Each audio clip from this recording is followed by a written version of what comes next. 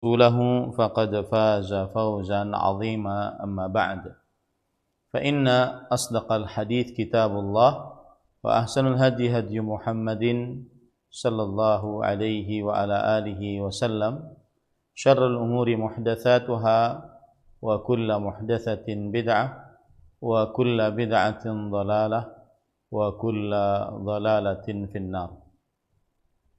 Alhamdulillah, kita bersyukur pada Allah Subhanahu wa taala pada hari ini, hari Jumat malam Sabtu waktu Indonesia dan Jumat sore waktu Arab Saudi, kita dimudahkan oleh Allah Subhanahu wa taala untuk duduk bersama mengkaji kembali tema hadiah pahala untuk orang yang sudah meninggal. Dan ini adalah pertemuan yang kedua. Salawat dan salam semoga selalu Allah berikan kepada Nabi kita Muhammad sallallahu alaihi wa ala alihi wasallam, pada keluarga beliau, para sahabat, serta orang-orang yang mengikuti beliau sampai hari kiamat kelak. Dengan nama-nama Allah yang husna dan sifat-sifatnya yang ulia, kita berdoa, Allahumma inna nas'aluka ilman nafi'an wa rizqan tayyiban wa amalan mutaqabbala.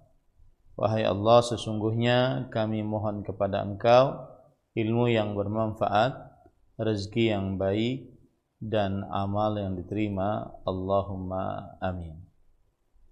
Ahibbatil muslimun, afanillah wa iyyakum, kaum muslimin yang saya cintai karena Allah, semoga Allah Subhanahu wa taala selalu memberikan afiat kepada kita di dunia dan di akhirat.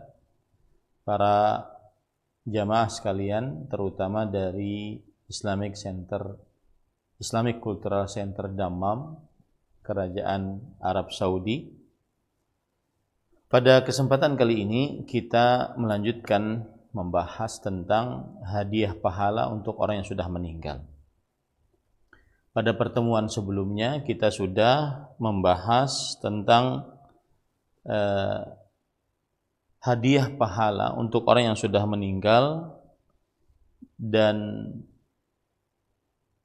menghadiahkan pahala tersebut disepakati oleh para ulama.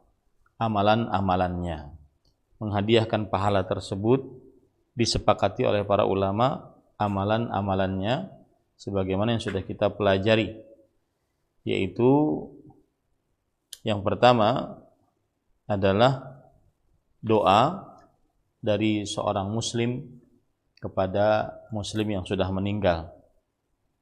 Kemudian yang kedua, sedekah dari seorang muslim kepada seorang muslim yang sudah meninggal, pahalanya bisa sampai.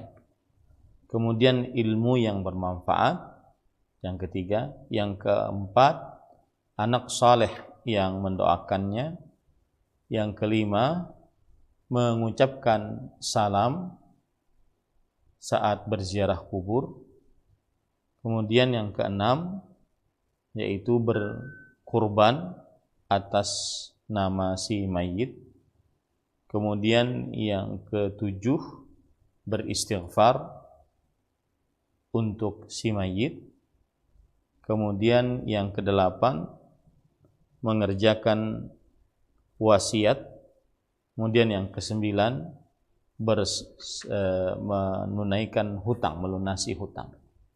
Inilah amalan-amalan yang disepakati oleh para ulama sampai pahalanya untuk orang yang sudah meninggal. Sekarang kita akan membicarakan menghadiahkan pahala untuk orang yang sudah meninggal yang diperselisihkan oleh para ulama. Yang diperselisihkan oleh para ulama rahimahullahu ta'ala. Sebelumnya saya ingin mengingatkan bahwa ada istilah an-niyabah, menggantikan, dan ada istilah at-taukil, mewakili. Ya, ada istilah menggantikan yaitu al-niyabah, ada istilah al-wakalah, mewakili. Maka an-niyabah artinya adalah seseorang menggantikan orang lain dalam melakukan sesuatu. Sedangkan al-wakalah artinya seseorang mewakili orang lain dalam melakukan sesuatu. Dan niyabah menggantikan lebih umum dibandingkan mewakili. Karena biasanya yang namanya mewakili itu atas dasar perintah yang diperintahkan oleh orang yang ingin diwakili. Sedangkan an-niyabah, yaitu menggantikan, tidak atas dasar perintah. Tidak atas dasar perintah. Saya beri contoh, misalkan saya melakukan niyabah, sholat atas ibu saya yang sudah meninggal. Apakah boleh seperti itu atau tidak? Ya. Maka dalam hal ini saya tidak perlu mendapatkan perintah dari ibu saya untuk mengerjakan sholat atas nama beliau. Sedangkan al-wakalah, yaitu mewakili, maka saya harus mendapatkan perintah dari yang saya wakili tersebut. Jadi niyabah menggantikan lebih umum dibandingkan wakalah, dibandingkan mewakili. Baik. Kemudian poin yang kedua sebelum kita masuk, asal hukum di dalam ibadah-ibadah, hendaknya seorang manusia muslim mengerjakannya sendiri, baik itu ibadah wajib atau ibadah sunnah. Karena itu adalah kewajiban seseorang yang khusus dimiliki oleh dirinya kepada Allah Subhanahu wa taala. Asal hukumnya seperti itu. Ya, sebagaimana perkataan Imam Asy-Syatibi rahimahullah, yaitu Al-Imam Ibrahim bin Musa Al-Maliki yang wafat pada tahun 790 Hijriah, ulama Islam abad ke-8 Hijriah. Beliau mengatakan di dalam kitab beliau, yaitu Al-I'tisam, Al-Muwafaqat maksud saya, "Fat-ta'abbudatu syar'iyyah la yaqumu fiha ahadun an ahad wa la yughni fiha 'anil mukallafi ghairuhu."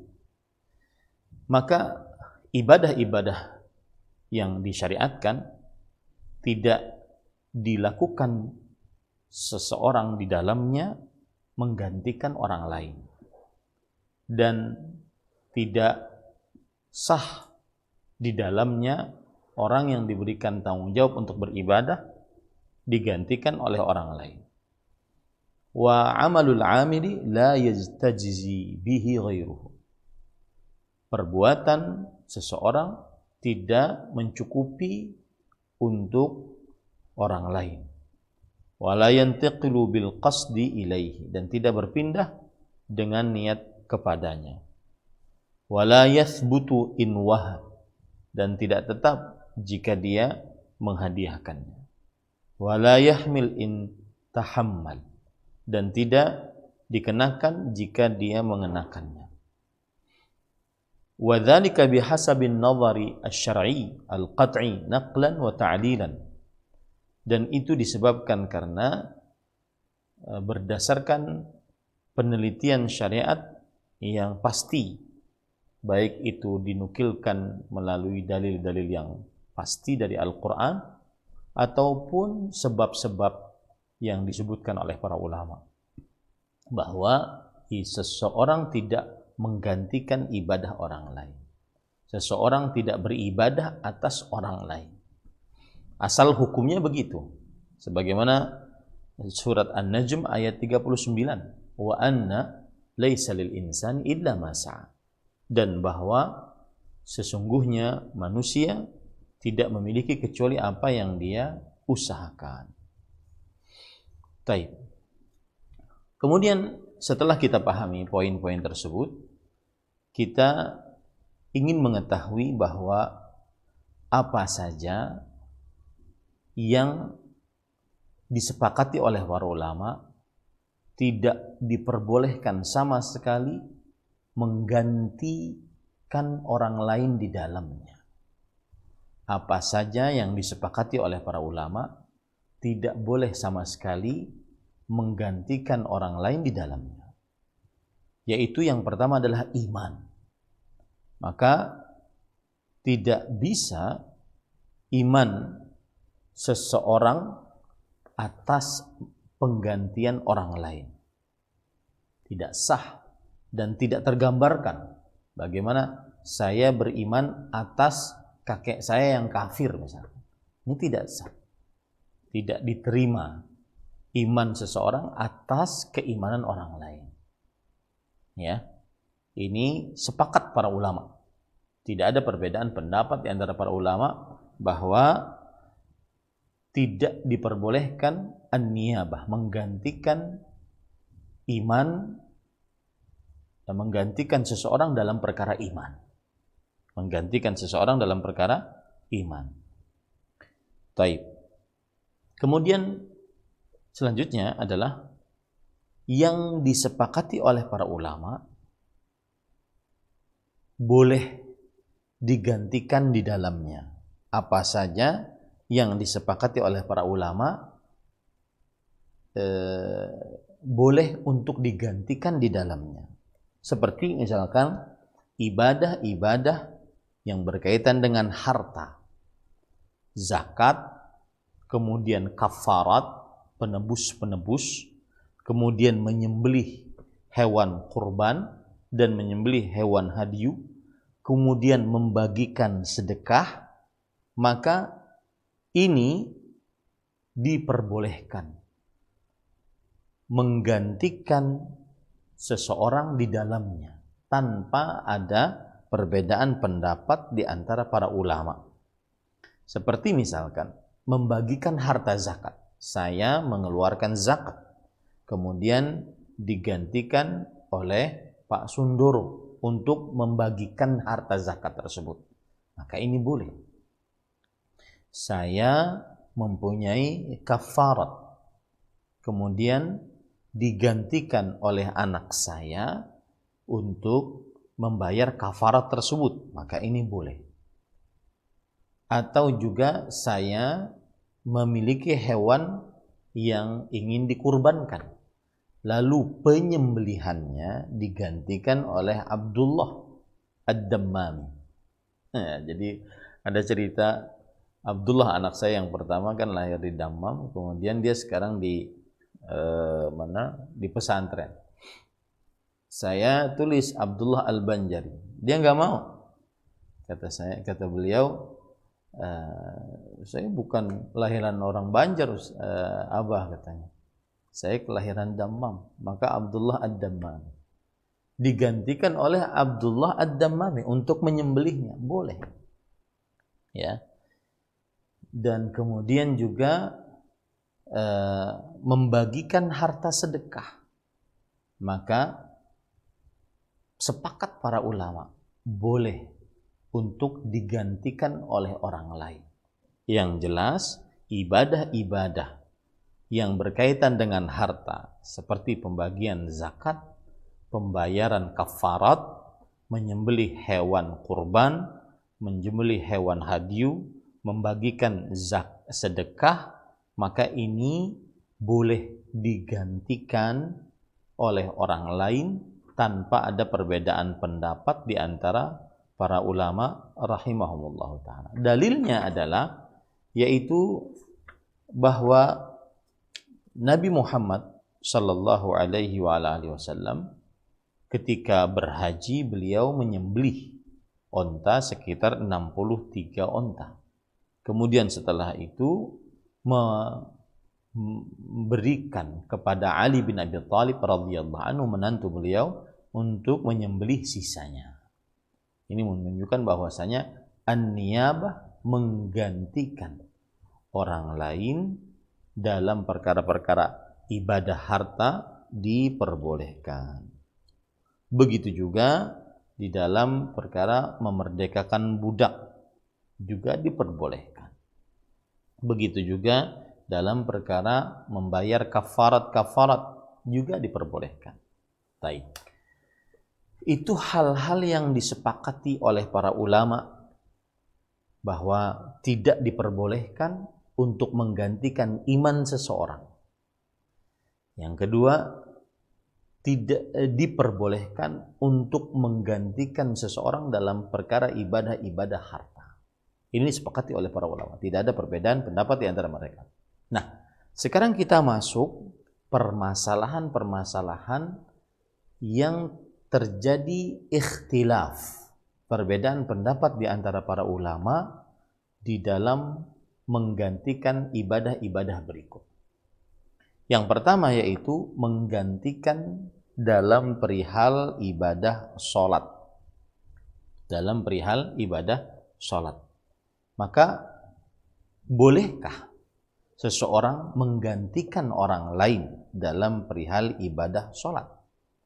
Baik itu sholat wajib atau sholat sunnah. Saya menggantikan ibu saya dalam perihal ibadah sholat. Ibu saya sudah meninggal, rahimahullah. Kemudian, dan pernah berkunjung ke Damau, alhamdulillah. Kemudian juga, atau orang lain memerintahkan saya untuk menggantikan sholatnya. Bolehkah seperti itu? Maka, saya langsung kepada pendapat yang kita kuatkan saja ya, karena kalau seandainya kita menyebutkan aqwal, ya perbedaan-perbedaan pendapat di antara para ulama akan panjang. Wallahu a'lam, pendapat yang lebih kuat adalah bahwa la yusalli ahadun an ahadin mutlaqan. Tidak, seseorang tidak sholat atas orang lain sama sekali.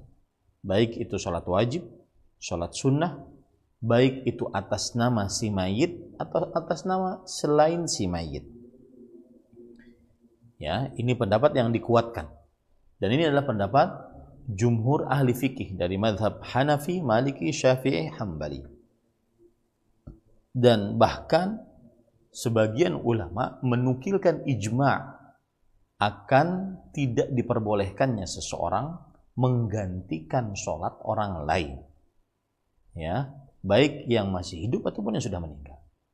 Al-Imam Ibnu Abdul Bar rahimahullahu ta'ala berkata, sebagaimana disebutkan dalam kitab Al-Istidhkar, amma as-salatu fa ijma'un minal ulama'i annahu la yusalli ahadun an ahadin fardhan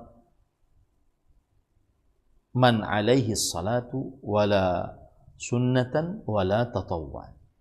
Adapun salat, maka ijma' dari para ulama bahwa seseorang tidak sholat atas nama orang lain. Tidak bisa menggantikan orang lain di dalam sholat wajib. Bagi siapa yang diwajibkan atasnya sholat. Baik itu sholat wajib atau sholat sunnah atau sholat tatawwu'. Nah, ini pendapat yang dikuatkan. Begitu juga para ikhwan yang dirahmati oleh Allah di dalam kitab Al-Furuq yang ditulis oleh Imam Al-Qarafi rahimahullah.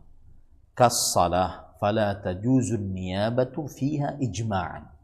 Seperti salat, maka tidak diperbolehkan menggantikan di dalamnya atas seseorang dengan berdasarkan ijma'. Ini kuat ya, karena ijma' adalah perkataan salah satu referensi hukum yang kuat. Kemudian juga disebutkan oleh Syekhul Islam Ibnu Taimiyah rahimahullahu taala di dalam kitab Majmu' Fatawa.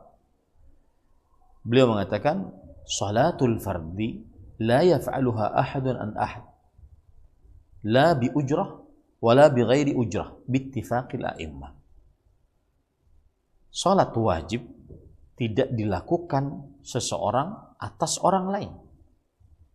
Tidak dengan upah atau tidak tanpa upah, dengan kesepakatan para imam. Bal la yajuzu an yasta'jira ahadan liyusalli anhu nafilatan bittifaqil a'immah la fi hayatihi wala fi mamatih kaifa man yastajiru liyusalli anhu fardhah. Bahkan tidak diperbolehkan menyewa seseorang untuk sholat atas nama dia, sholat sunnah dengan kesepakatan para imam, baik itu di dalam hidupnya atau setelah matinya.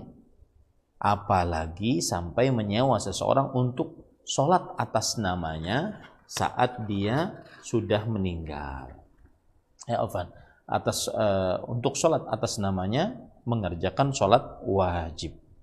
Nah, cuma para ulama mengatakan bahwa ada semacam dispensasi atau pengecualian lah, yaitu untuk 2 rakaat tawaf bagi yang haji atau berumrah atas nama orang lain. Saya berhaji atas nama orang lain, berarti kan saya tawaf atau sholat 2 rakaat setelah tawaf itu atas nama orang lain. Maka ini pengecualian dari yang sudah kita sebutkan tadi. Nah, ini para ikhwah yang dirahmati oleh Allah Subhanahu wa taala. Jadi pendapat yang lebih kita kuatkan adalah tidak diperbolehkan menggantikan sholat orang lain. Ya, seseorang menggantikan sholat orang lain. Baik. Para ikhwah yang dirahmati oleh Allah, apalagi di sini ada perkataan dari Abdullah bin Abbas radhiyallahu anhuma. Dinukilkan di dalam kitab An-Nasa'i dalam Sunan. Beliau mengatakan, la yusalli ahadun an ahad wa la yasumu ahadun an ahad walakin yut'imu anhu makana kulli yawmin muddan min hindah. Yang artinya seseorang tidak sholat atas nama orang lain. Seseorang tidak boleh puasa atas nama orang lain.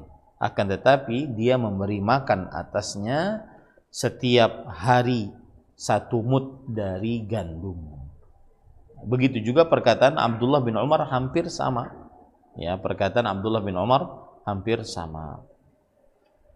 Dan secara logika disebutkan oleh para ulama, di antaranya Imam Ibnu Qudamah Al-Mughni di dalam kitabnya Al-Mughni, anna salata ibadatun badaniyah mahdhah tata'allaqu bi badani man hiya alaih fala yaqumu ghairuhu maqamahu fiha.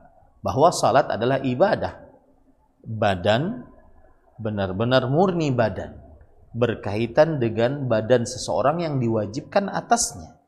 Maka selainnya tidak bisa menggantikan kedudukannya di dalam sholat tersebut. Nah, ini para ikhwan yang dirahmati oleh Allah Subhanahu wa taala. Baik. Kalau sudah kita pahami itu, kemudian selanjutnya adalah pendapat yang lebih kuat berarti adalah bahwa tidak sah mengganti di dalam mengqadha salat atas mayit. Ya, mengqadha salat. Misalkan nih, anaknya tahu bapaknya ini nggak pernah sholat, dia ingin berbakti kepada bapaknya, maka dia sholatkan atas nama bapaknya. Ini tidak sah. Ya, baik itu sholat wajib, sholat sunnah dengan upah, tanpa upah. Karena tidak ada dalil yang menunjukkan akan hal itu, dalil yang sahih, yang jelas dari Allah Subhanahu wa taala. Adapun analogi tentang puasa, nanti puasa ada kebolehannya. Kemudian haji, maka ini adalah namanya dalam bahasa ilmu usul fiqh qiyasun ma'al fariq. Dia adalah analogi dengan sesuatu yang berbeda, ya. Karena puasa ada dalilnya, haji ada dalilnya. Berbeda dengan sholat, tidak ada dalilnya. Kecuali tadi 2 rakaat setelah tawaf, ya, bagi yang mengerjakan ibadah haji atas orang lain. Kemudian sebagian ulama mengatakan sholat nazar. Sholat nazar. Seperti misalkan bapak saya bernazar sebelum meninggal bahwa beliau ingin sholat di Masjidil Aqsa. Maka nazarnya belum kesampaian. Lalu saya sebagai anaknya mengerjakan sholat atas nama bapak tersebut ketika sampai ke Masjidil Aqsa. Nah, ini sebagian ulama membolehkan.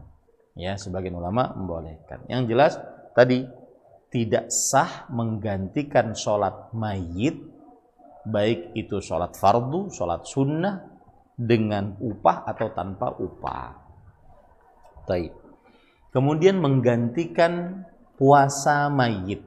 Nah, ini permasalahan kedua, menggantikan puasa mayit. Maka para ikhwan yang dirahmati Allah, para ulama bersepakat bahwa yang masih hidup mampu untuk berpuasa, wajib atasnya mengerjakan sendiri puasa tersebut. Tidak sah dan diharamkan orang lain mengerjakan puasa atas nama dirinya. Ya, ini kesepakatan para ulama rahimahumullah ta'ala, bahwa yang masih hidup sanggup untuk berpuasa, wajib atasnya menunaikan ibadah puasa Ramadan tersebut, dan tidak diperbolehkan atau diharamkan dan tidak sah orang lain menggantikan puasanya. Adapun yang sudah meninggal, ya, berpuasa atas nama orang yang sudah meninggal, apakah diperbolehkan atau tidak? Maka para ikhwah yang dirahmati oleh Allah Subhanahu wa taala, pendapat yang kita kuatkan adalah yaitu bahwa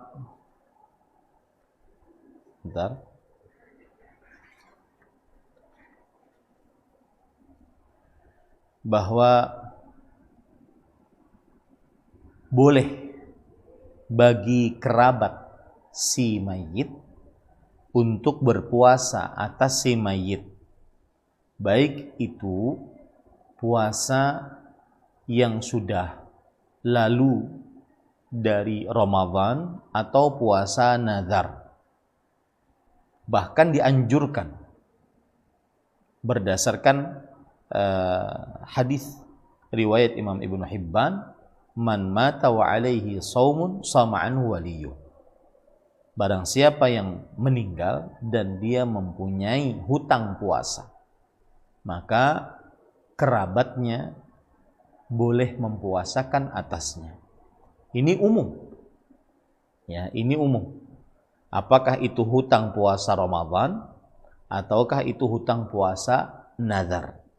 Ya, apakah itu hutang puasa Ramadan ataukah itu hutang puasa nazar? Dan ini adalah pendapatnya mazhab Asy-Syafi'i dan juga salah satu riwayat dari pendapat mazhab Al-Hambali. Nah, ini yang kita kuatkan, ya, pendapatnya, dan hadisnya juga riwayat Bukhari dan Muslim dari Aisyah radhiyallahu anha, man mata wa alaihi siyamun sama anhu waliyuhu. Siapa yang meninggal dan dia memiliki hutang puasa, maka walinya, yaitu kerabatnya, mempuasakan atasnya. Dan ini sekali lagi ini umum, puasa Ramadan ataupun puasa nazar atau puasa kafarat. Begitu juga dalam hadis yang lain, yaitu diantaranya hadis yang diriwayatkan oleh Imam Bukhari dari Abdullah bin Abbas radhiyallahu anhuma. Seorang perempuan pernah menemui Rasulullah SAW. Ya Rasulullah, inna ummi matat wa alaiha shaumu nadharin afa asumu anha. Wahai Rasulullah, sesungguhnya ibuku meninggal dan beliau mempunyai hutang puasa nazar. Bolehkah aku berpuasa atasnya?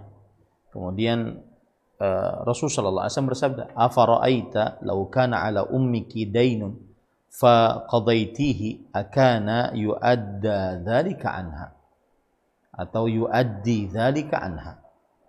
Qalat na'am fasumi an ummik.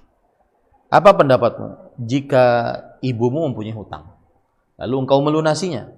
Apakah berarti kamu sudah melunasi hutang tersebut? Perempuan ini menjawab, iya.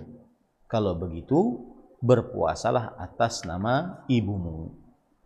Nah, ini menunjukkan bahwa pendapat yang kita kuatkan adalah boleh berpuasa atas orang yang sudah meninggal.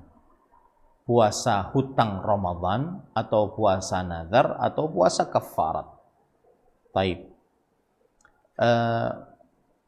Para ikhwah yang dirahmati oleh Allah Subhanahu wa taala, tetapi yang harus diperhatikan di dalam perihal membayar hutang puasa ini adalah yaitu hutang puasa, bukan yang tidak berpuasa. Saya beri contoh. Ramadan tahun yang lalu bapak sakit, kemudian tidak berpuasa. Ya, sakit, tidak berpuasa. Lalu beliau ingin mengqadha'nya setelah Ramadan. Tetapi Allah bertakdir bapak meninggal. Maka sang anak berhak mempuasakan atas bapaknya. Ini namanya bapak punya hutang puasa. Ya, kalau seandainya sakitnya tersebut awalnya adalah sang bapak tidak bisa berpuasa dan bisa mengqadha. Ternyata tidak bisa mengqadha, keburu meninggal dengan takdir Allah Subhanahu wa taala. Maka pada saat itu dia mempuasakan atas bapaknya. Itu namanya hutang puasa. Adapun kalau bapak tidak pernah puasa, ya, bapak tidak pernah puasa. Nah, maka itu bukan hutang puasa. Tidak bisa kerabatnya, anaknya untuk mempuasakan atas bapaknya. Ini yang dimaksud adalah berpuasa atas orang yang sudah meninggal jika mempunyai hutang puasa Ramadan ataupun puasa nazar atau puasa kafarat.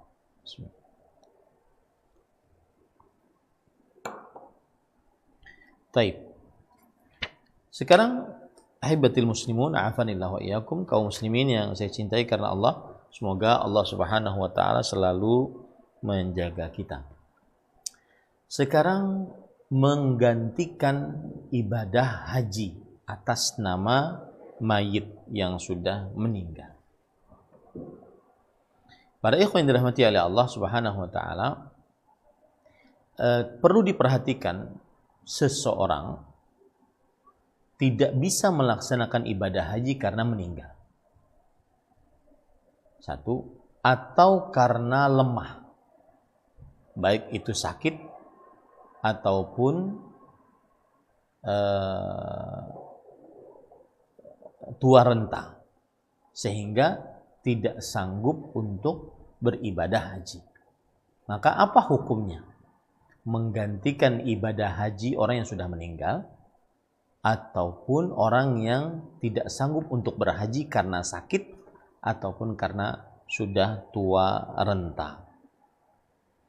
Maka para ikhwan yang dirahmati oleh Allah Subhanahu wa taala, pendapat yang kita kuatkan adalah yaitu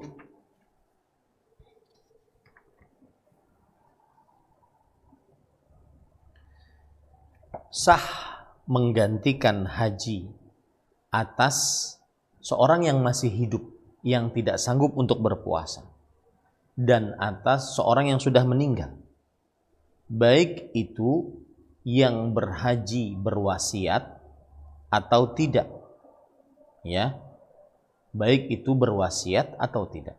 Jadi saya ulangi, sah menggantikan ibadah haji atas orang yang masih hidup yang tidak sanggup untuk berhaji, baik itu karena tua renta ataupun karena lemah atau karena sudah meninggal. Ya, baik dia memberi wasiat agar dihajikan atas namanya atau tidak memberi wasiat. Ini berdasarkan beberapa dalil yang begitu jelas. Ya, di antara dalil-dalilnya adalah yaitu bahwa ada seorang perempuan dari Khatha'am datang menemui Rasulullah SAW pada haji wada. Kemudian beliau berkata, "Ya Rasulullah, inna faridatallahi ala ibadihi fil haji adrakat abi syaikhan kabiran la yastati'u an yastawiya ala rahilah fahal yaqdi anhu aw ahujja anhu?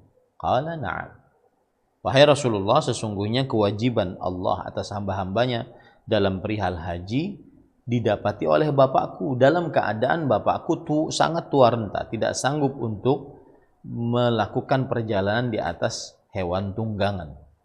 Apakah diperbolehkan untuk digantikan atasnya, atau bolehkah aku berhaji atasnya? Kata Rasulullah SAW, iya. Ya, fahujji anhu, berhajilah atas nama dia. Hadis riwayat Bukhari dan Muslim. Kemudian juga dalam hadis yang lain dari Abdullah bin Zubair rahimahullahu ta'ala radhiyallahu anhu, juga seperti itu, datang seorang lelaki dari Khath'am bercerita bahwasanya bapaknya mendapati kewajiban haji dalam keadaan tua renta, tidak sanggup untuk menaiki hewan tunggangan, dan haji diwajibkan atasnya. Apakah aku berhaji atasnya? Kemudian Rasulullah SAW bertanya, anta akbar waladi? Engkau apakah anak yang paling besar? Kemudian sang anak menjawab, iya. Ara'aita law kana ala abika dainun faqadaitahu anhu akana dzalika yujzi'u anhu? Qala na'am. Qala fahjuj anhu. Bagaimana pendapatmu jika bapak mempunyai hutang, lalu kemudian kamu melunasinya? Apakah sah pelunasannya? Kemudian orang tersebut menjawab, iya, sah pelunasannya. Maka kata Rasulullah SAW, kalau begitu hajikan atasnya. Nah, ini menunjukkan bahwasanya diperbolehkan dan sah menggantikan haji atas orang yang masih hidup karena tua renta atau karena sakit. Ya, karena tua renta atau karena sakit. Taib. Kemudian para ikhwan yang dirahmati oleh Allah Subhanahu wa taala, selanjutnya adalah perihal zakat. Apakah diperbolehkan untuk digantikan? Maka kita katakan kesepakatan para ahli fikih bahwa diperbolehkan menggantikan penunaian zakat tanpa ada khilaf di antara para ulama. Diperbolehkan dan disepakati oleh para ulama penunaian zakat atas nama seseorang digantikan oleh orang lain tanpa ada khilaf di antara para ulama rahimahumullahu ta'ala. Ya. Nah, itu berarti sudah selesai yang berkaitan dengan sholat, puasa, haji, zakat. Nah, sekarang kita ingin membahas tentang pembacaan Al-Quran. Ya, pembacaan Al-Quran. Apa hukumnya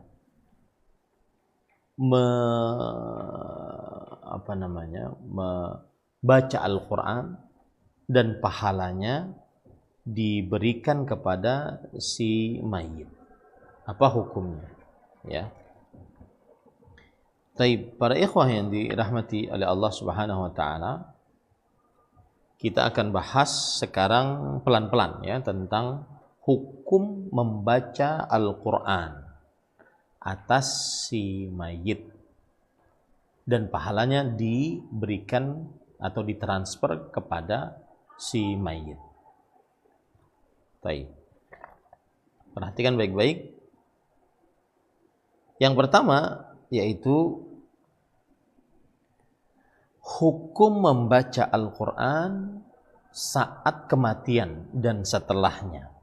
Dan di sini terdapat 5 pembahasan. Hukum membaca Al-Quran saat dalam keadaan sekarat. Jadi orangnya mau meninggal. Ya, orangnya mau meninggal. Para ulama rahimahumullah ta'ala berbeda pendapat tentang hukum membaca Al-Quran saat dalam keadaan sekarat. Dan pendapat yang kita kuatkan adalah yaitu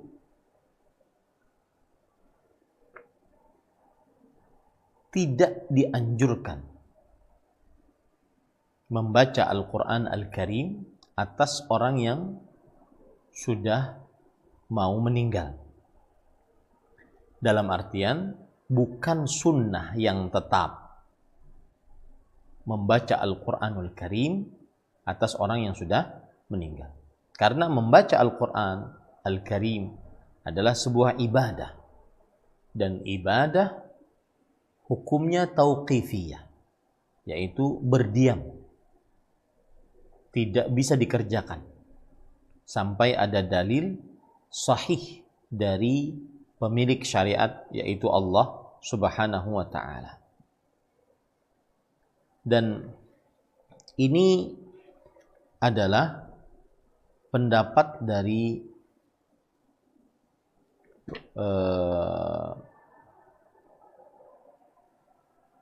mazhab Imam Malik, kemudian juga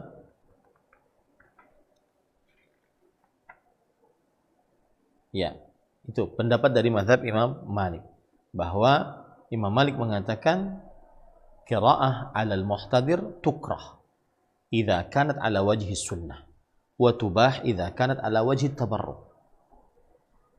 Membaca Al-Quran atas orang yang sudah mau sekarat dimakruhkan jika dianggap sebagai sunnah, dan diperbolehkan jika dianggap sebagai bertabarruk saja. Adapun pendapat jumhur dari mazhab Hanafi, Syafi'i, Hambali, Maliki, ya, dalam salah satu pendapat mereka bahwa dianjurkan membaca Al-Quran saat orang yang mau meninggal, yaitu saat sekarat. Dan ini juga pendapat Syekhul Islam Ibnu Taimiyah rahimahullah. Beliau mengatakan wal qira'atu 'ala al-mayyit ba'da mautihi bid'ah bi khilafil qira'ah 'ala al-muhtadir fa innaha tustahabbu bi Yasin. Dan membaca Al-Quran atas si mayit sesudah meninggalnya adalah perbuatan bid'ah. Berbeda dengan membaca Al-Quran atas orang yang dalam keadaan sekarat. Maka dianjurkan dibacakan surat Yasin. Mereka berdalil dengan hadis yang diriwayatkan oleh Imam Abu Daud. Iqra'u Yasin ala mautakum.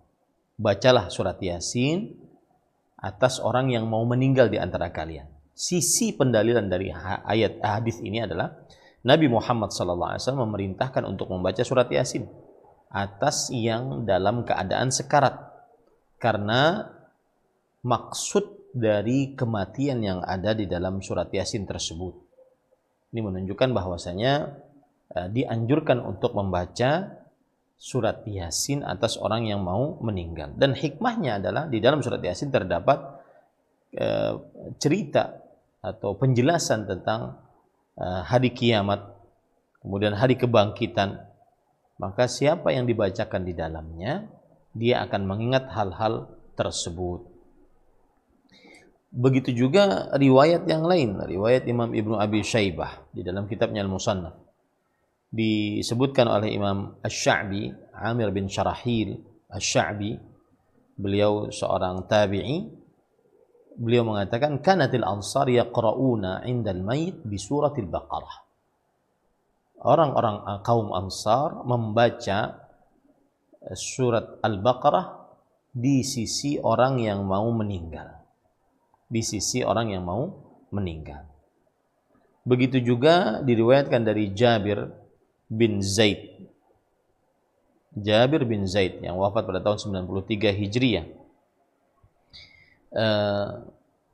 Dan beliau adalah seorang ulama besar.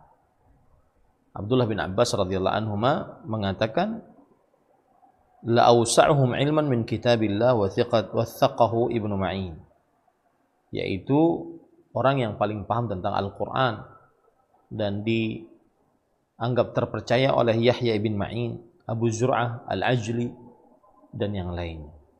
Artinya beliau termasuk seorang ulama yang terpercaya. Annahu kana yaqra'u 'indal mayit surat ar-ra'd.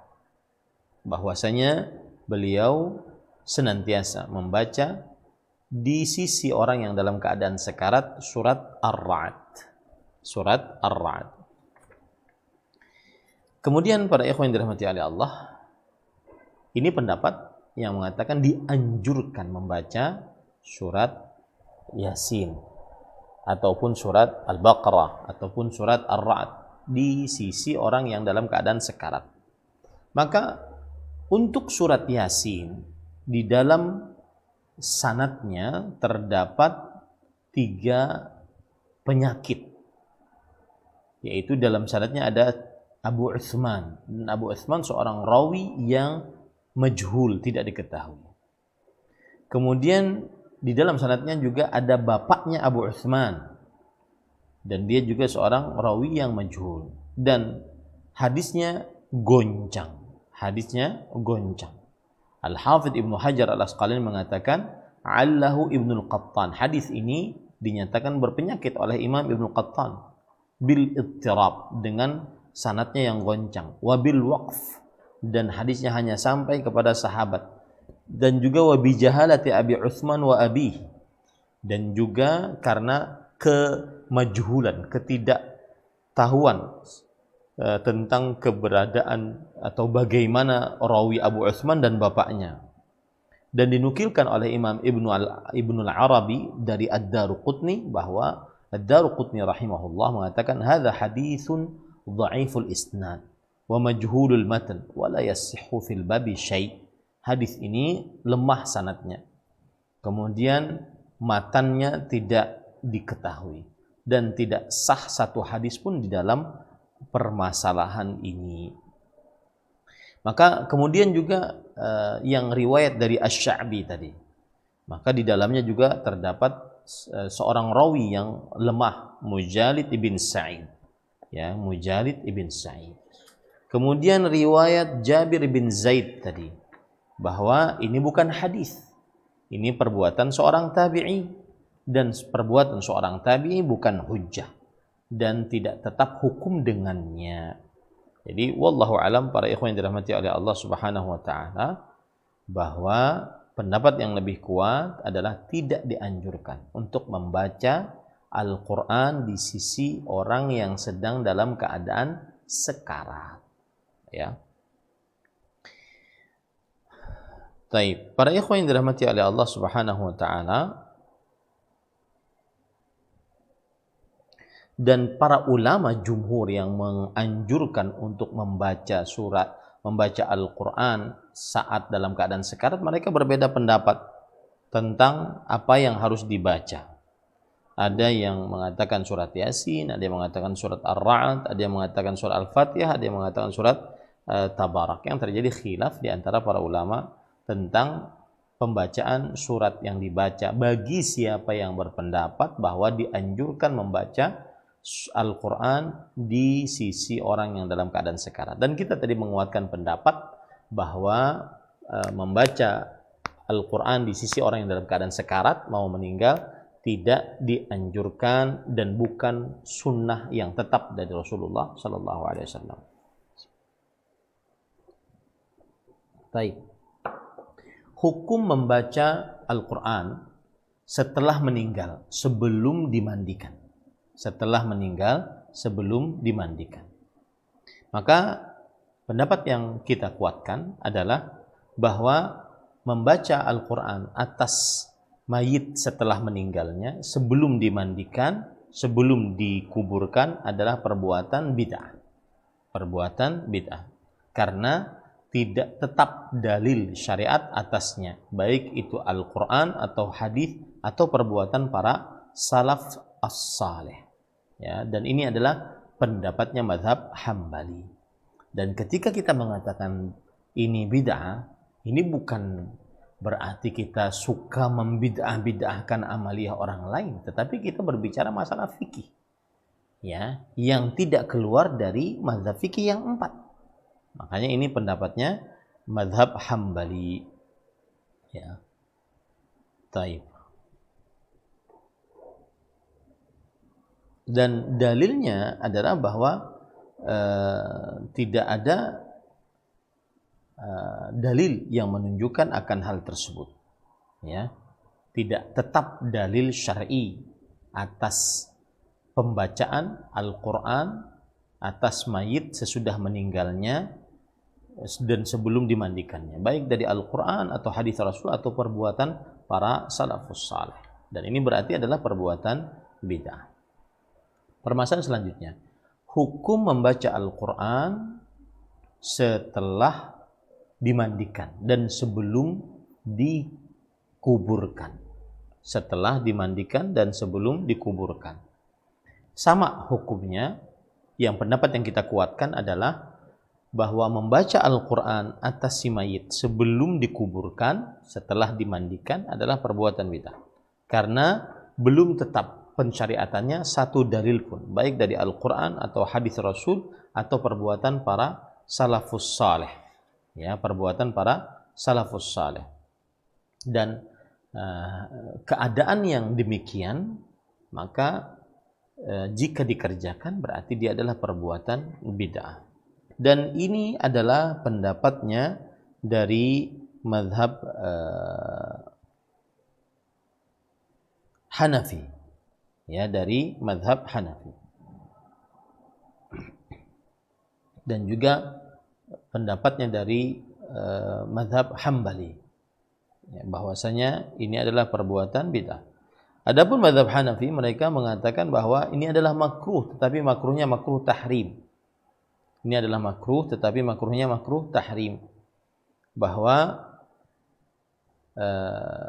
membaca Al-Quran bagi si mayit sebelum dimandikan ini makruh, dan makruhnya adalah makruh tahrim. Dan mazhab Maliki berpendapat bahwa membaca Al-Quran atas mayit sebelum dikuburkan makruh. Ya, dikuburkan makruh. Jadi hampir menuju kepada pendapat yang kita kuatkan bahwa itu adalah perbuatan bid'ah yang belum ada dalilnya dari Al-Quran, hadis Rasul, ataupun perbuatan para sahabat Nabi radhiyallahu anhu. Baik. Kemudian ahibati hafizakumullah ta'ala, hukum membaca Al-Quran saat dikuburkan. Hukum membaca Al-Quran saat dikuburkan. Maka para ikhwah yang dirahmati oleh Allah Subhanahu wa taala, yang ada di dalam hadis-hadis Rasul sallallahu alaihi wasallam, saat dikuburkan kita mengucapkan bismillah wa ala millati Rasulillah. Ketika kita menguburkan maka kita mengucapkan bismillah wa ala millati Rasulillah, atau dalam riwayat yang lain wa ala sunnati Rasulillah. Dalam riwayat yang lain bismillah wa fi sabilillah wa ala millati Rasulillah. Nah, ini hadis-hadis yang sahih yang diriwayatkan oleh Imam At-Tirmidzi dan yang lainnya dari Abdullah bin Umar radhiyallahu anhu, maka Nabi sallallahu alaihi wasallam idza adkhala al-mayyit al-qabra qala bismillah wa ala millati Rasulillah. Adalah Nabi Muhammad SAW jika memasukkan mayit ke dalam kubur, beliau mengucapkan bismillah wa ala millati Rasulillah. Di dalam lafaz yang lain, idza wada'al mayyita fi lahdihi, atau idza wudi'al mayyitu fi lahdi. Jika Nabi Muhammad SAW meletakkan mayit di dalam lahatnya, maka beliau mengucapkan bismillah wa ala sunnati Rasulillah. Atau lafaz yang ketiga bismillah wa fi sabilillah wa ala millati Rasulillah sallallahu alaihi wa ala alihi wasallam. Nah, sekarang permasalahannya membaca Al-Qur'an saat dikuburkan, saat orang menimbun dengan tanah, menguruk liang lahat tersebut dengan tanah. Mayitnya sudah dimasukkan ke dalam liang lahatnya, kemudian ditimbun dengan tanah. Maka para ikhwan yang dirahmati oleh Allah Subhanahu wa taala, pendapat yang dikuatkan adalah bahwasanya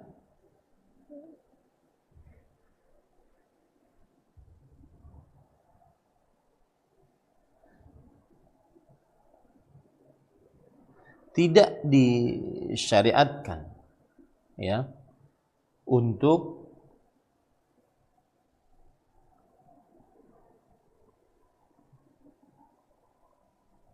membaca Al-Quran.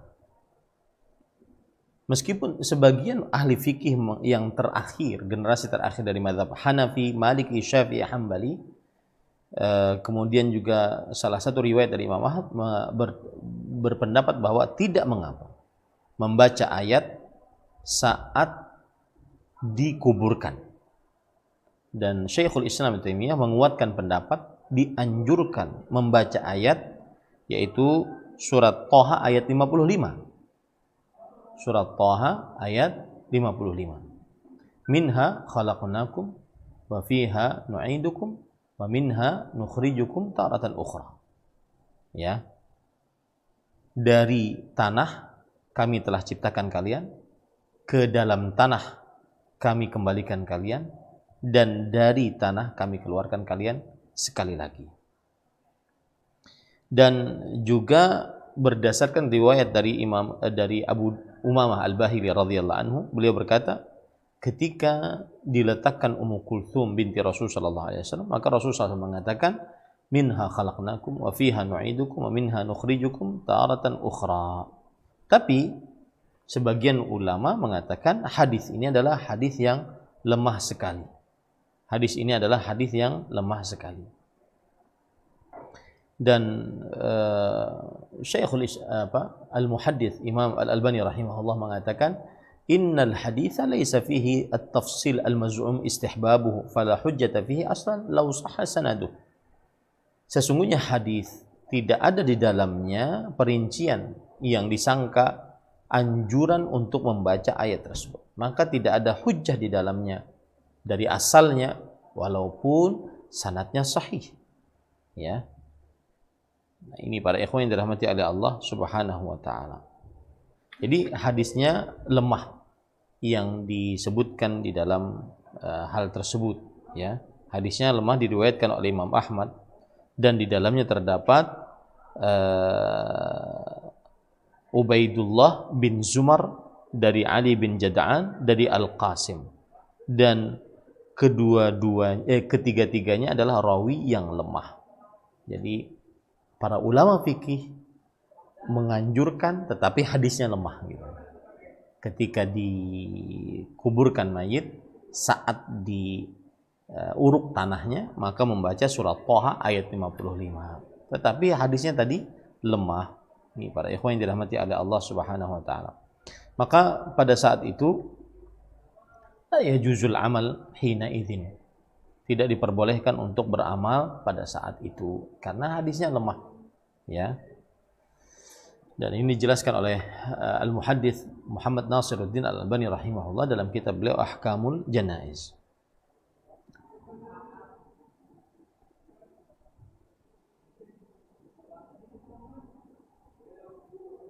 Baik. Kemudian ahibati al-muslimun afanillahu iyyakum, hukum membaca Al-Qur'an di sisi kuburan. Apa hukumnya? Hukum membaca Al-Quran di sisi kuburan. Maka pendapat yang kita kuatkan, para ikhwan yang dirahmati oleh Allah Subhanahu wa taala, adalah bahwa membaca Al-Quran di sisi kuburan adalah perbuatan bid'ah, tidak diperbolehkan, baik itu sebelum dikuburkan atau setelah dikuburkan. Dan ditekankan lagi pelarangannya dalam membaca Al-Quran apabila di sisi kuburan setelah dikuburkan. Ya, di sisi kuburan setelah dikuburkan. Karena tidak ada dalil dari Al-Quran atau hadis yang sahih yang bisa diterima untuk bisa diamalkan. Ya.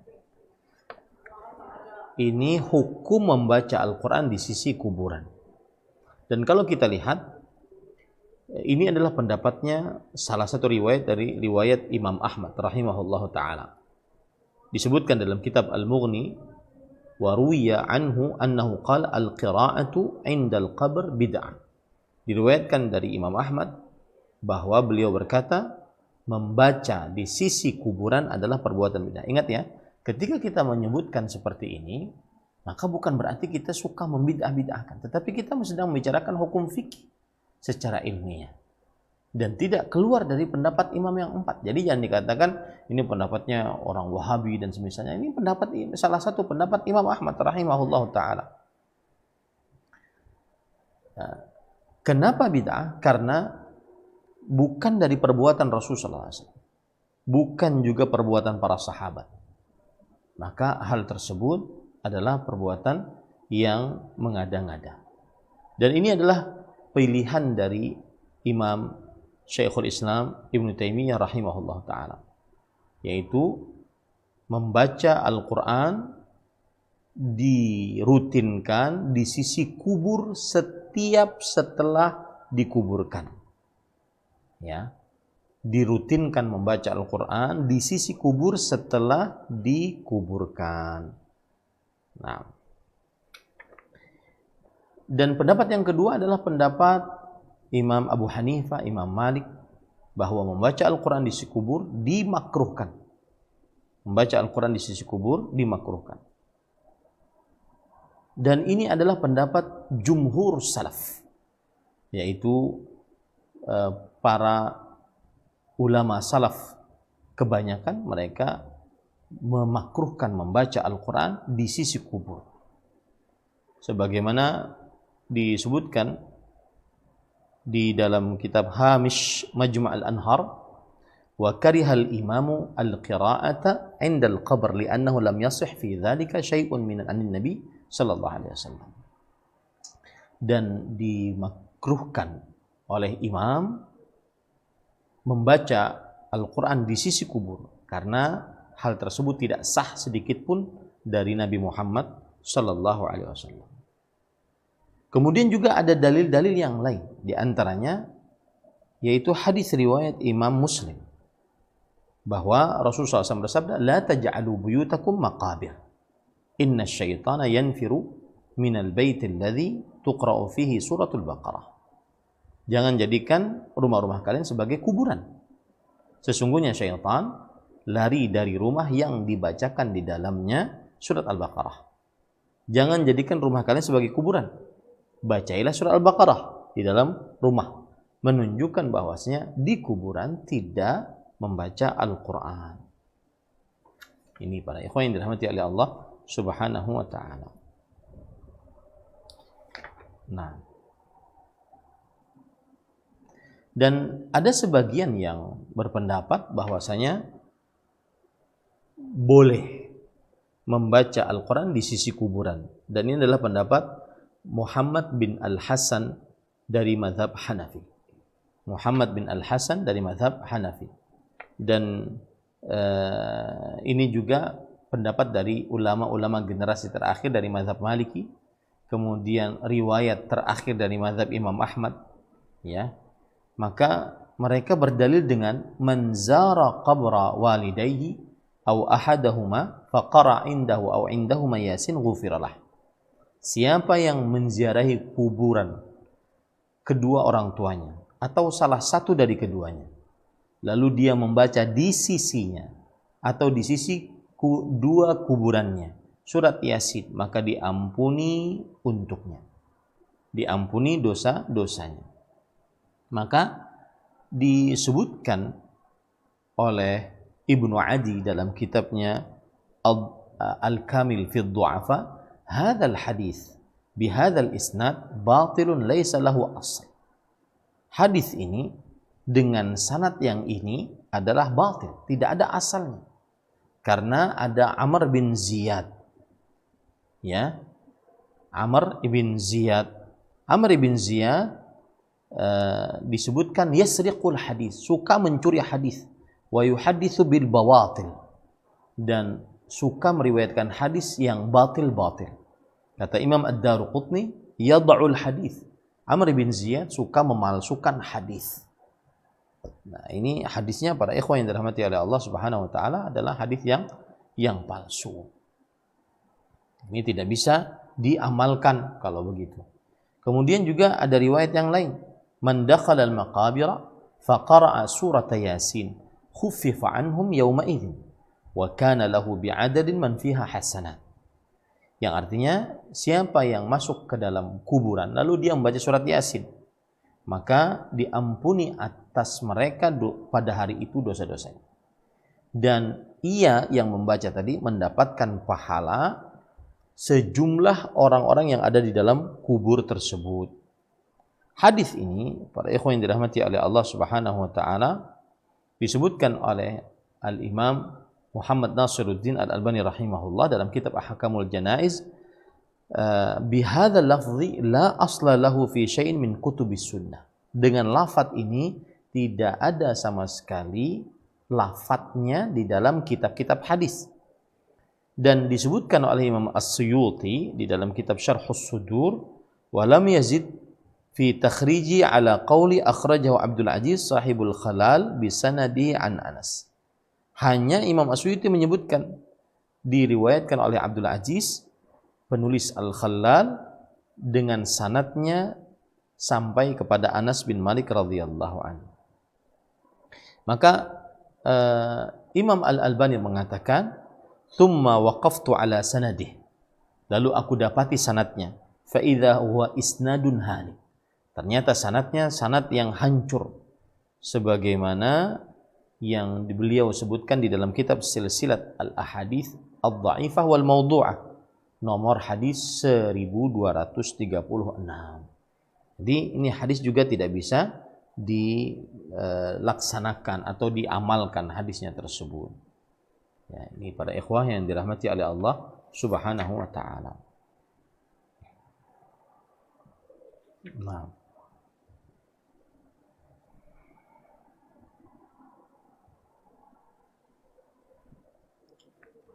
Yang jelas pendapat yang kita kuatkan adalah bahwa membaca Al-Qur'an di sisi kuburan adalah perbuatan bid'ah.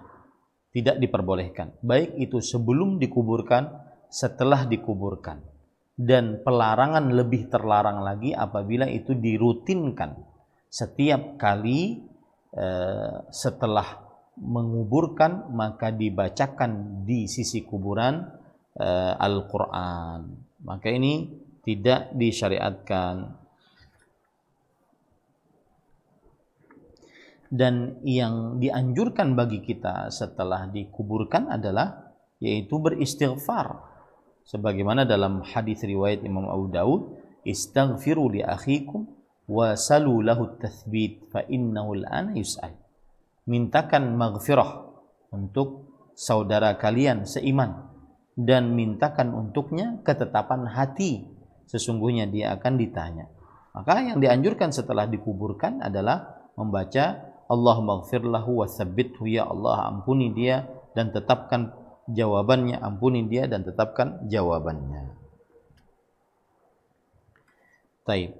Kemudian para ikhwan yang dirahmati oleh Allah Subhanahu wa taala, hukum membaca Al-Qur'an atas ruh si mayit. Ya, hukum membaca Al-Qur'an atas ruh si mayit. Apa hukumnya? Wallahu alam, bahwa pendapat yang dikuatkan adalah membaca Al-Qur'an atas mayit, yaitu pahalanya untuk mayit, ataupun pahalanya atas ruh mayit, adalah perbuatan bid'ah yang mengada-ngada, diada-adakan pada generasi-generasi terakhir. Tidak ada dalil dari Al-Qur'an, hadis Rasul, dinukilkan dari para sahabat, ya.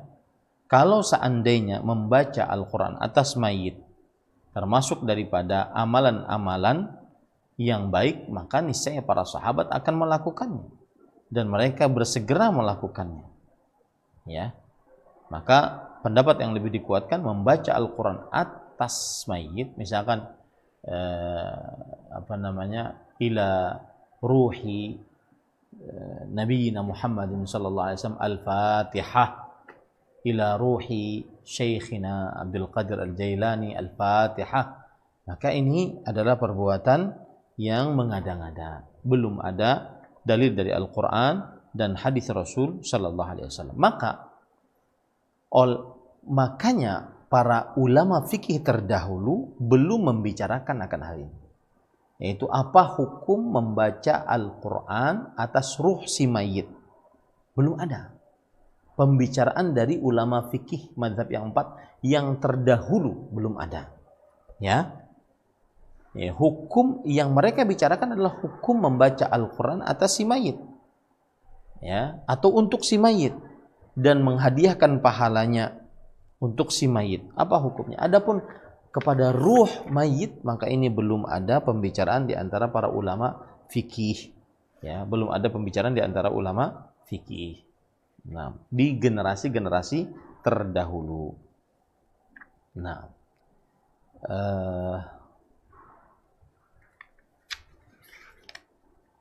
taib. Sepertinya sudah waktunya 1 jam 15 menit kalau tidak salah. Ya, kita sudah berbicara. Ya, 1 jam 10 menit. Taib. Jika ada yang ingin ditanyakan atau dilanjutkan, saya akan lanjutkan karena ini ada beberapa sedikit lagi permasalahan yang berkaitan dengan hukum membaca Al-Quran saat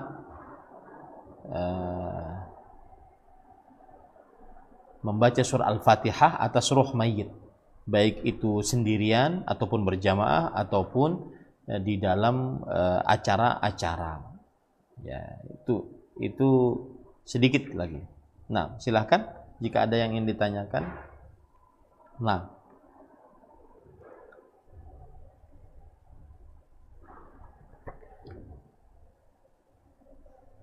طيب أستاذ.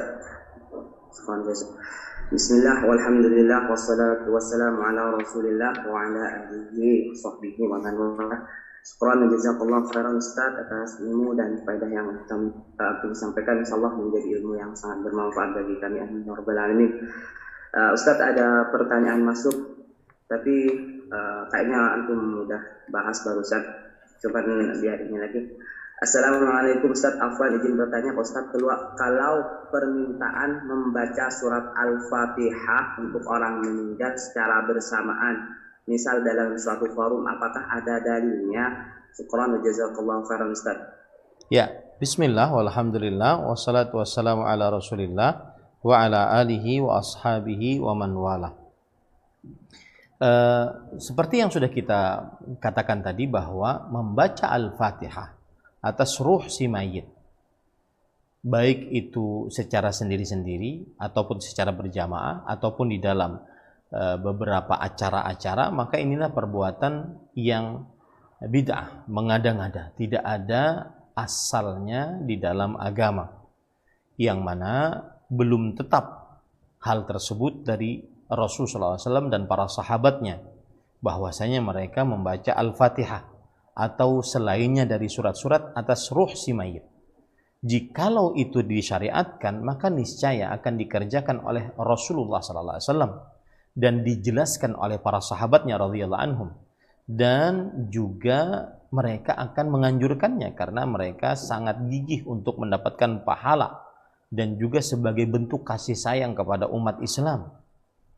Ya, dan pasti akan tersampaikan kepada kita karena Allah Subhanahu wa taala berfirman dalam surah At-Taubah ayat 128 tentang sifat Rasulullah SAW.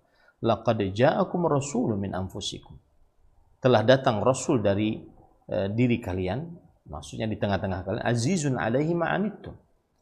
Berat terasa oleh Rasulullah SAW apa yang kalian rasakan. Wa harisun alaikum bil mu'minin. Dan gigih Rasulullah SAW atas kalian untuk mendapatkan kebaikan terhadap orang-orang beriman. Raufun rahim, sangat pengasih, sangat penyayang. Maka apa saja yang belum dikerjakan, padahal ada sebab yang menunjukkan akan hal itu, ada kesempatan yang menunjukkan akan hal itu, ini menunjukkan bahwa belum disyariatkan perbuatan tersebut. Dan Para ikhwan yang dirahmati oleh Allah Subhanahu wa taala,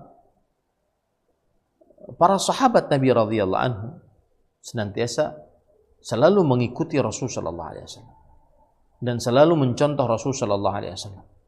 Dan belum tetap dari para sahabat bahwasanya mereka membaca surah Al-Fatihah atas ruh si mayit.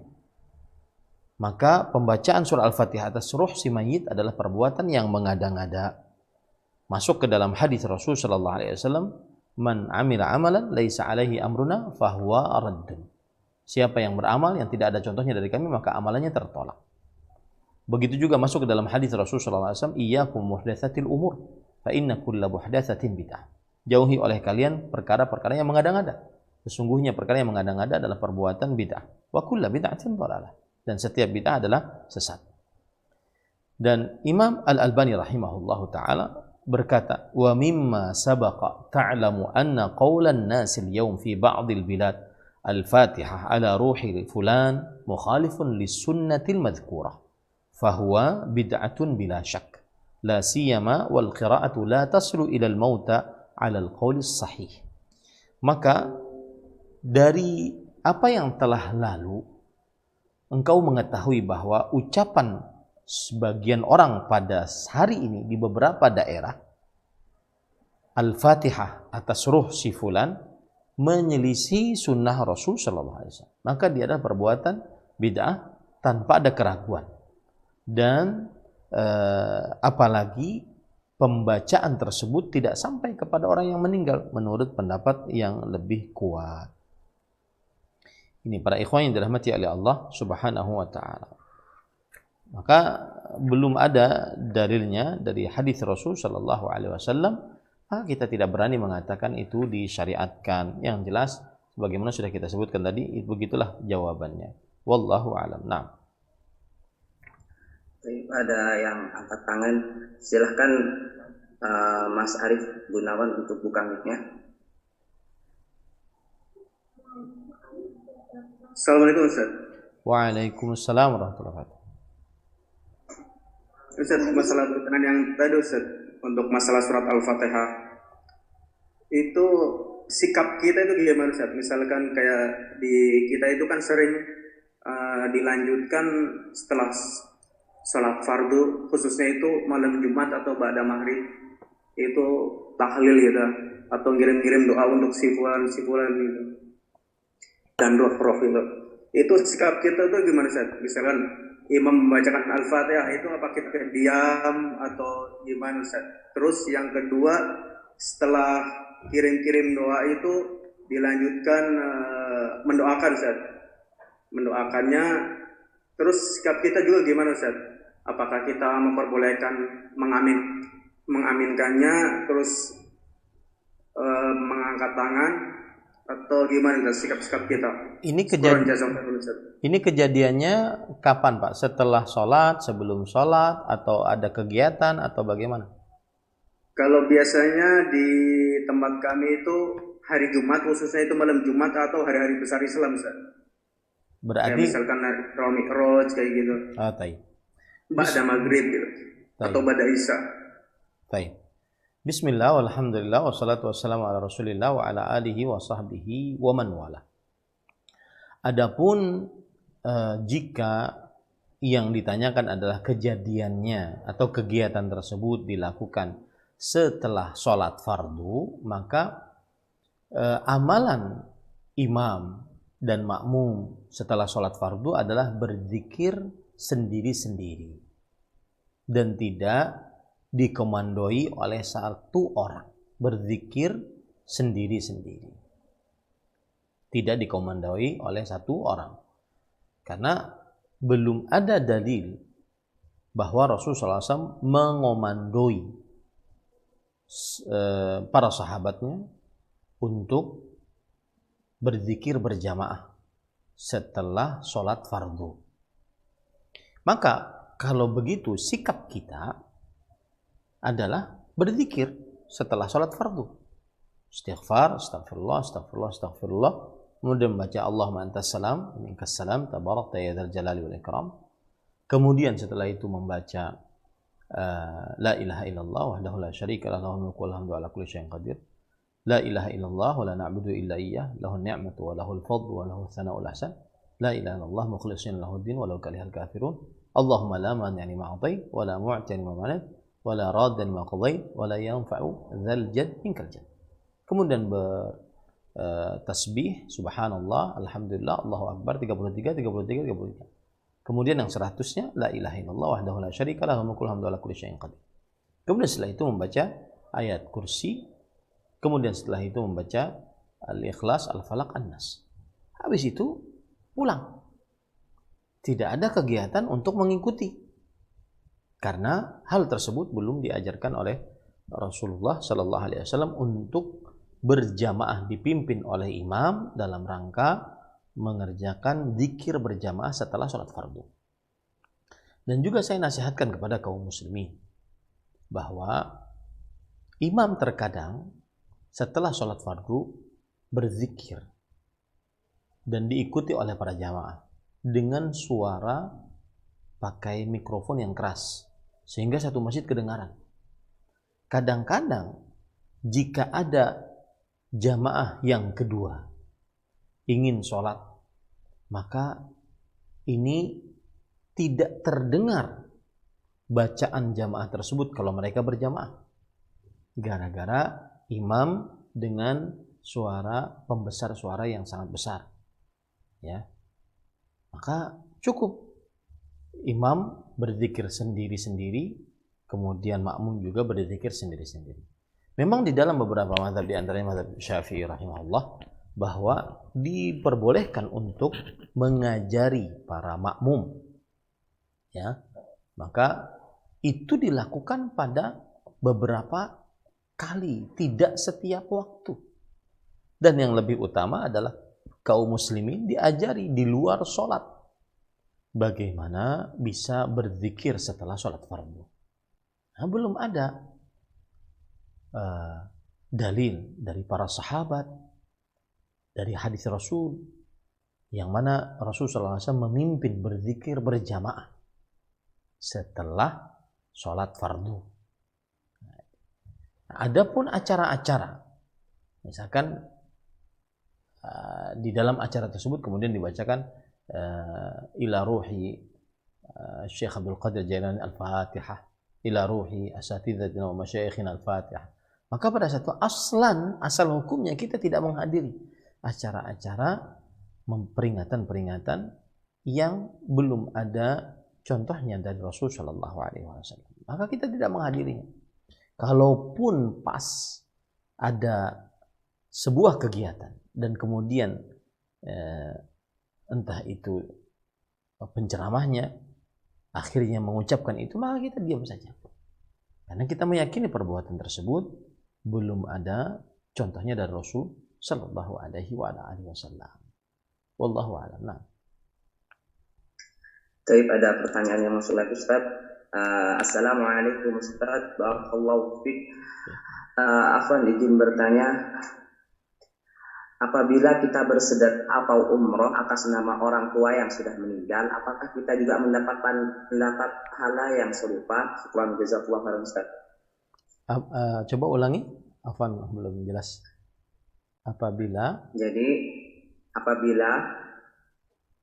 kita bersedekah atau umroh atas nama orang tua yang sudah meninggal, apakah kita juga mendapatkan pahala yang serupa? Ya, bismillah, walhamdulillah, wassalatu wassalamu ala rasulillah wa ala alihi wa sahbihi wa man wala, amma ba'du. Seorang yang berumroh atas orang tua yang sudah meninggal, maka tentunya pahalanya sampai kepada orang tua yang sudah meninggal, asalkan amalannya ikhlas dan sesuai dengan sunnah Rasulullah SAW. Lalu yang mengumrohkan atas orang tua yang sudah meninggal, dapat pahalanya tidak? Maka dapat. Dapatnya dari sisi apa? Ta'awanu 'alal birri wat taqwa. Saling tolong menolong dalam kebaikan dan ketakwaan. Begitu juga bersedekah atas nama orang tua, dan itu termasuk daripada bakti seorang anak terhadap orang tuanya setelah meninggalnya. Wallahu a'lam. Nah, ada pertanyaan yang masuk lagi. Assalamualaikum Ustaz. Apakah amalan sunnah ketika ada yang meninggal supaya keluarga yang ditinggal merasa tidak bersedih, dan cara menghiburnya? Syukran jazakallahu Ustaz.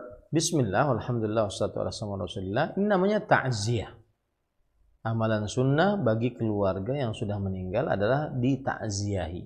Takziah artinya menimbulkan perasaan semangat kembali, menghibur atas orang yang sudah meninggal tersebut.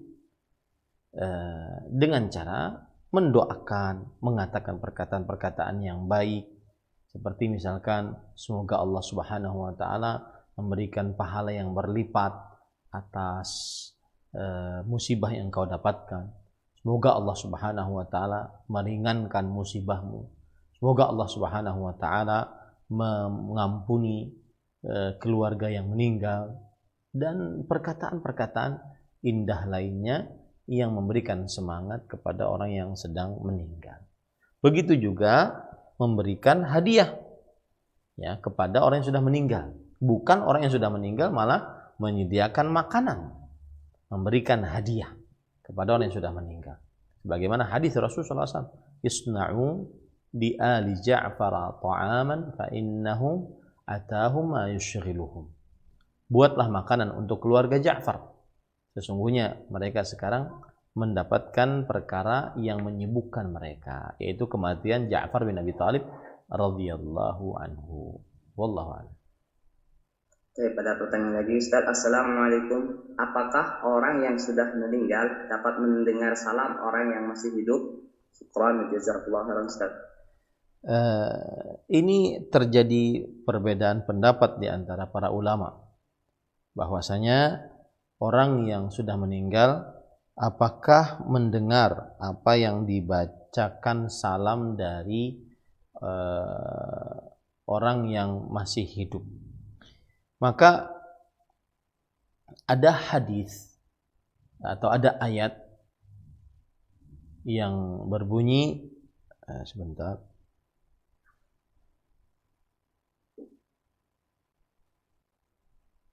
Surat Fatir ayat 22. Wa ma anta bimusmi'in man fil qubur.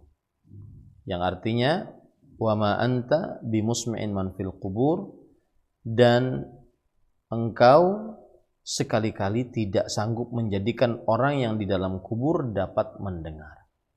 Maka para ikhwan yang dirahmati oleh Allah Subhanahu wa taala,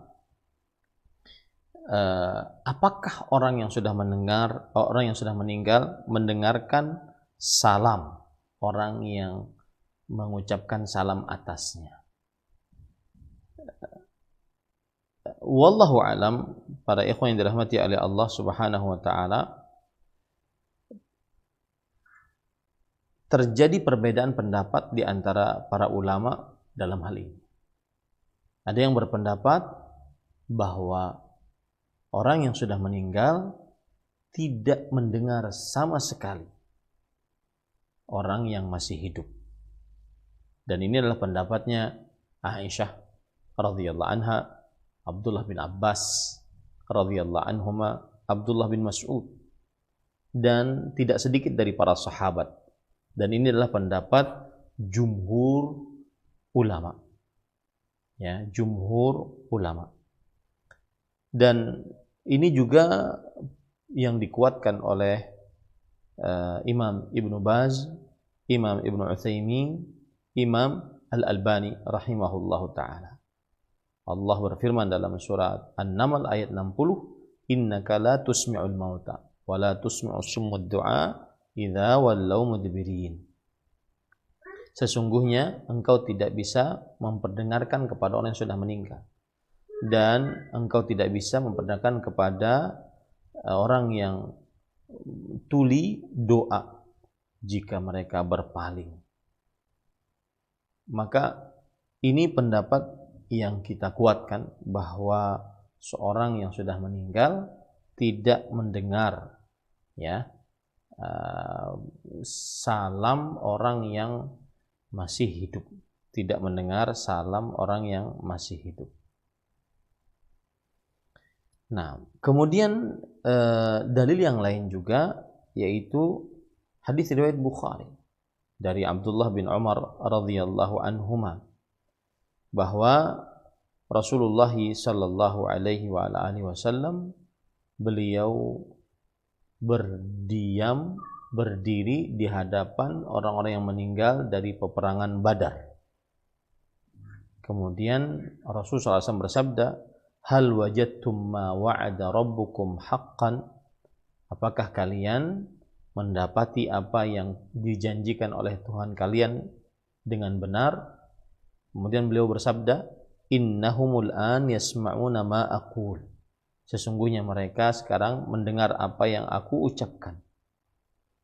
Kemudian Aisyah radhiyallahu anha berkata, innama qala an-nabiy sallallahu alaihi wasallam innahumul an ya'lamuna anna alladhi kuntu aqulu lahum huwal haqq. Yang dimaksud bahwa mereka sekarang mendengar apa yang aku ucapkan, maksudnya adalah bahwa mereka sekarang mengetahui bahwa yang dulu aku katakan kepada mereka adalah benar. Kemudian Aisyah radhiyallahu anha membaca akan ayat tersebut, innaka la tusmi'ul mauta wa la tusmi'us summad du'a wa idza wallaw mudbirin. Intinya pendapat yang kita kuatkan adalah tidak mendengar. Orang yang sudah meninggal tidak mendengar untuk perkataan orang yang hidup. Wallahu a'lam. Nah, syukran wa jazakallahu khairan Ustaz atas ilmu dan faedahnya, dan pada jemaah syukran wa jazakallahu khairan karena sudah meluangkan waktunya untuk ikut